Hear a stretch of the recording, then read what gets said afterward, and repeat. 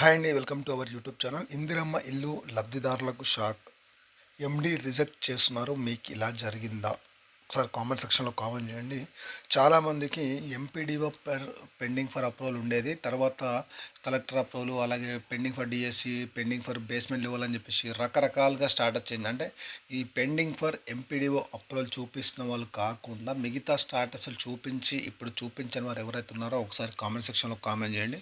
ఎందుకంటే ఇంటే least type 3 అలాగే లీస్ట్ టైపు 1 ఉన్న వాళ్ళకు 99% అప్లికేషన్లు అనేది ఎండీగా రిజెక్ట్ అయితే చేస్తున్నారు. ఎందుకంటే గతంలో మనం చూసుకున్నట్టయితే ఈ ఆల్రెడీ ఇంటెల్ లీస్ట్ 3 అంటేనే ఆల్రెడీ లీస్ట్ 3లో నుంచి లీస్ట్ 1లోకి వచ్చారని చెప్పేసి చాలా క్లారిటీగా ప్రభుత్వం అయితే అక్కడ స్పష్టం చేసింది. ఇలాంటి వాళ్ళకు ఇల్లు అయితే క్యాన్సల్ చేస్తున్నారు. ఈ క్యాన్సలేషన్లో మీరు కూడా ఉన్నారా? ఒకసారి నాకు కామెంట్ సెక్షన్లో కామెంట్ చేయండి. ఒకవేళ మీరు 100% ఎలిజిబుల్లో ఉంటే మాత్రం మీరు కలెక్టర్ దృష్టికి తీసుకెళ్తే వాళ్ళు హౌసింగ్ డిపార్ట్మెంట్కి తీసుకెళ్ళి మళ్ళీ మీ స్టాటస్ అనేది అప్డేట్ అవుతుంది. లేదంటే మీకు ఇల్లు అయితే రాదు, అమౌంట్ కూడా మీకు పడదు. ఒకవేళ ఇల్లు కట్టుకున్నా కూడా మీకు అమౌంట్ అయితే రాదు, మీ సొంత నిధులతోటే నిర్మించుకోవాలి. నేను గతం నుంచి ఇంటెల్ లిస్ట్ ఎప్పుడైతే వాళ్ళు అప్డేట్ చేశారో ఆ రోజు నుంచి ఇప్పటివరకు నేను చెప్తూనే ఉన్నాను.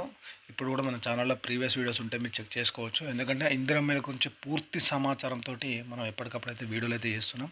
Thank you for watching our YouTube channel.